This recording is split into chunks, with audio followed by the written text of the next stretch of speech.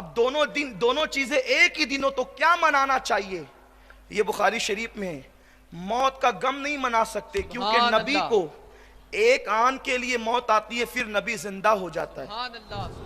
نبی ہمیشہ کے یہ ابو داؤد کی روایت ہے، ابو داؤد شریف کی، آقا فرماتے ہیں ان اللہ تعالی حرم علی الارض ان تاکل اجساد الانبیاء فنبی اللہ حی یرزق۔ آقا فرماتے ہیں اللہ نے زمین پہ حرام کر دیا ہے کہ وہ نبیوں کے جسموں کو کھائے، اللہ کا نبی زندہ ہے، فنبی اللہ حی، اللہ کا نبی زندہ ہے۔ کون کہہ رہے ہیں؟ حضور کہہ رہے ہیں۔ اور یہ سیاہ ستہ جو 6 کتاب ہے جس کو سب مانتے ہیں، اس میں ہے اللہ کا نبی زندہ ہے، فنبی اللہ حی، نبی زندہ ہے، یرزق، ایسا زندہ ہے کہ جتنی ضرورت کی چیزیں ہیں سب اللہ نبی کو قبر میں عطا کرتا ہے، نبی کو روزی دی جاتی ہے۔ تو عرض کر رہا تھا 12 ربیع الاول ولادت بھی ہے، 12 ربیع الاول کو وصال بھی ہے، تو منائے پیدائش کا دن یہ بخاری شریف کی حدیث میں کیا ہے سنو، میرے آقا فرماتے ہیں جمعہ عید المومنین ہے۔ اگر آپ کی غلط فہمی ہے تو دور کر لیں، 2 عیدیں نہیں ہیں۔ کچھ بھائیوں کو یہ بھی غلط فہمی ہے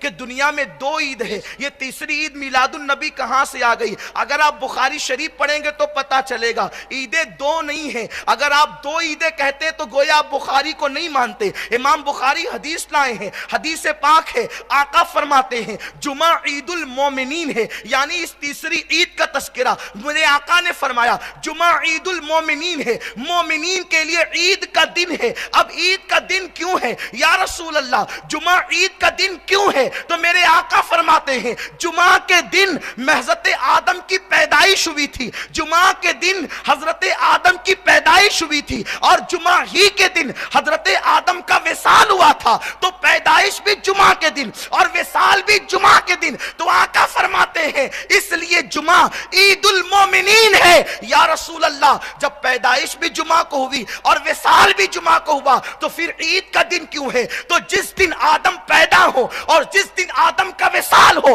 اس دن کو میرے رسول عید کا دن کہہ رہے ہیں۔ تو آدم افضل ہے یا مصطفیٰ افضل ہے؟ میرے آقا جان آدم ہے، اس لیے آقا کی پیدائش کا دن بھی عید کا دن ہے، عید نہیں بلکہ عیدوں کی عید کا دن ہے۔ میرے پیارے آقا علیہ السلام کے پیارے دیوانوں، اب بات اتنی ہے، کچھ بھائیوں کو یہ بھی اعتراض ہے کہ اس دن تو حضور پردہ فرمائے، حضور علیہ السلام نے موت کا مزہ چکھا، حضرت فاطمہ رو رہی تھی، حضرت عائشہ رو رہی تھی، صدیق اکبر رو رہے تھے، پھر ہم جھنڈے کیوں لگائیں، ہم پرچم کیوں لہرائیں، ہم لائٹنگ کیوں لگائیں، ہم خوشیاں کیوں منائیں؟ سنو، فاطمۃ الزہرا نبی کی موت پر نہیں رو رہی تھی، عائشہ صدیقہ نبی کی موت پر نہیں رو رہی تھی۔ میں ذمہ داری کے ساتھ اور ابھی تو رکو، کلائمیکس ابھی باقی ہے۔ بہت آسان ہے، تم تو 12 تاریخ کو جشن منا لو گے، بہت آسان ہے، تم تو 12 تاریخ کو جلوس نکال لو گے، بہت آسان ہے، تم تو 12 تاریخ کو خوشیاں منا لو گے، لیکن 12 تاریخ کو فاطمہ رضی اللہ تعالیٰ عنہ کے آنکھ سے نکلنے والے آنسو تمہیں کبھی معاف نہیں کریں گے۔ یہ 12 تاریخ تھی، ربیع الاول کی 12 تاریخ تھی۔ ہم اپنی 12 تاریخ پہ نظر ڈالیں اور اس 12 تاریخ پہ نظر ڈالیں، اور کچھ کہنے کی ضرورت ہی نہیں، حالات ہمیں اس کہنے کی اجازت بھی نہیں دیتے ہیں۔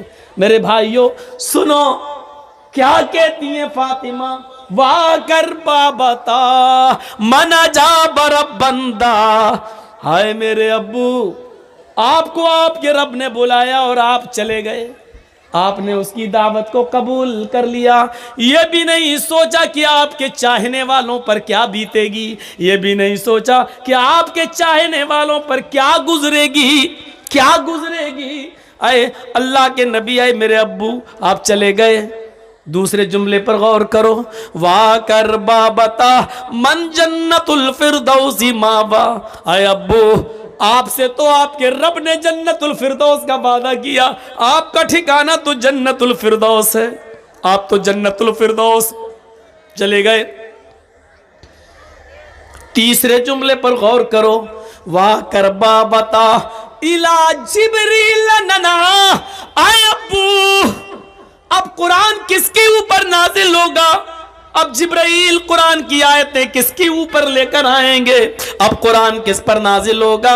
آپ نہیں تو قرآن بھی بند ہو جائے گا, اس کی آیتیں نازل ہونا بھی بند ہو جائے گا, اس لیے کہ صاحب قرآن ہی نہیں رہا تو قرآن کس پر نازل ہو. نہیں اے ابو میں جبریل کو منع کر دوں گی, اب وہ قرآن لے کر نہ آئے. اے ابو اب میں جبریل کو روک دوں گی, اب وہ قرآن لے کر نہ آئے, اس لیے کہ صاحب قرآن نہ رہا اس دنیا میں, صاحب قرآن اب نہ رہا.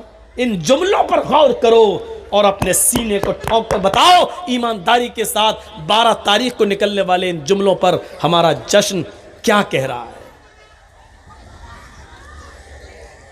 پھر فاطمہ کہتی ہیں لوگوں 12 تاریخ کو میرے اوپر میرے ابو کی جدائی کے بعد غموں کے ایسے پہاڑ ٹوٹے, جو مصیبتیں جو غم میرے اوپر آئے اگر وہ غم کسی پہاڑ کی اوپر ڈال دیے جاتے تو پہاڑ بھی چور چور ہو جاتا, ریزہ ریزہ ہو جاتا. اور جو غم میرے ابو کے بعد مجھے ملے, میرے ابو کی جدائی پر مجھے ملے, اگر وہ غم کسی دن پر ڈال دیے جائیں تو وہ دن بھی رات میں بدل جائے. 12 تاریخ ہمیں یہ بتاتی ہے کہ کائنات کو روشن کرنے والا سورج غروب ہوا تھا, اس پر ہمیں وہ ماحول بنانا چاہیے کہ 12 تاریخ کو نبی اکرم کی ہم پیدائش کی خوشی نہ بھولیں, لیکن اتنی خوشی نہ منائیں کہ ہم 12 تاریخ کو غم بھول جائیں, اور اتنا ماتم اور اتنا غم بھی نہ کریں کہ ہم نبی اکرم کی پیدائش بھول جائیں. ہمیں تو بیچ کا راستہ اپنانا چاہیے تھا, ہمیں تو معتدل راستہ اپنانا چاہیے تھا. یہاں دونوں طرف سے غلطی ہو رہی ہے.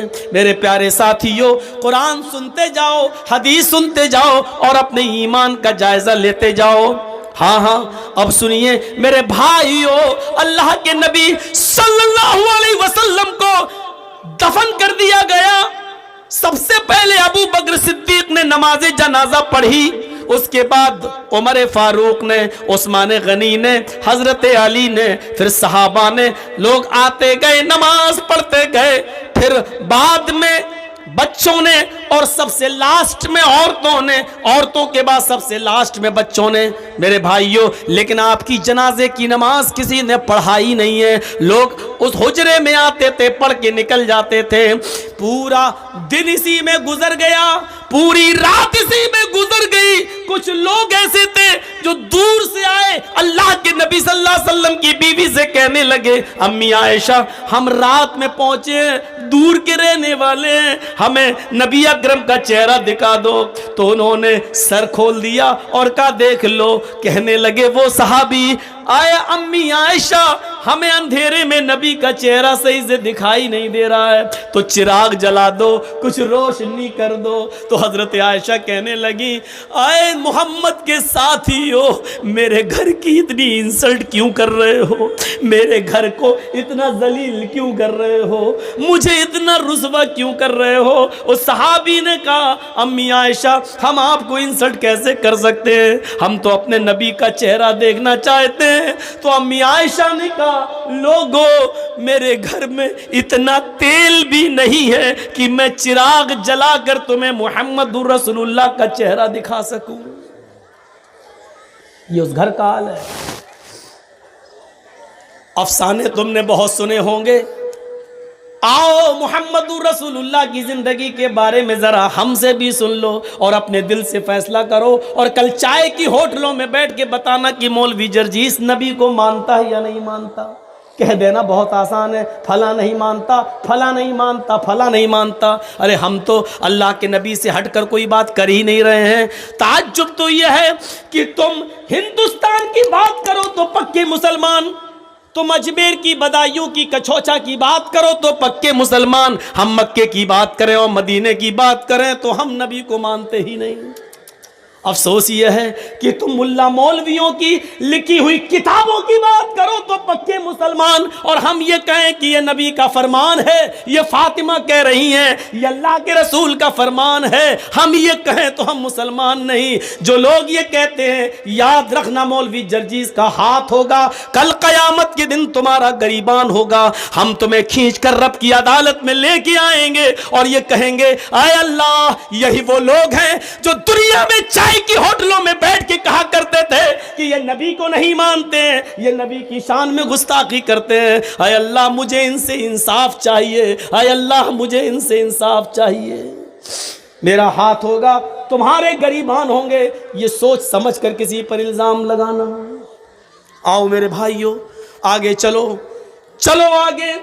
حضرت محمد رسول اللہ کی جنازے کی نماز پڑھ لی جاتی ہے, دفن کر دیا جاتا ہے, اور دفنانے کے بعد پہلی اذان کا وقت ہوتا ہے. حضرت بلال کو آواز دی جا رہی ہے, آئین البلال, بلال کہاں ہے؟ بلال خاموش کھڑے ہیں. لوگوں نے کہا بلال کیا ہوا, اذان دو, وقت ہو گیا ہے. حضرت بلال نے منع کر دیا. لوگوں, حضرت بلال نے منع کر دیا. لوگوں, محمد رسول اللہ کے رخصت ہو جانے کے بعد اب ہم سے اذان کے لیے مت کہو. اللہ کے رسول جب سامنے کھڑے ہو جاتے تھے تو اشہد ان محمد رسول اللہ کہتے ہوئے میں ان کے چہرے کا دیدار کرتا تھا. اب نبی ہمارے سامنے کھڑے نہیں ہوں گے تو میں کس کا چہرہ دیکھوں گا؟ حضرت بلال اس حد تک نبی اکرم کی جدائی میں اس حد تک چلے گئے کہ وہ جہاں گلی, جس گلی میں جاتے یہی کہتے ہیں, اللہ کے رسول مجھ سے کیا غلطی ہو گئی, مجھے چھوڑ کے کیوں چلے گئے؟ اے میرے نبی میں نے کیا خطا کی, مجھے چھوڑ کے آپ چلے گئے؟ یہ ان کی زبان سے جملے نکلنے لگے. لوگوں نے ان کو مدینے سے باہر بھیج دیا. یہاں رہیں گے, مسجد نبی کے بغل میں روضہ رسول کو, نبی اکرم کی قبر کو دیکھیں گے تو یہ نبی کو بہت یاد کریں گے. چلو ان کو کچھ مہینوں کے لیے باہر بھیج دیں. 6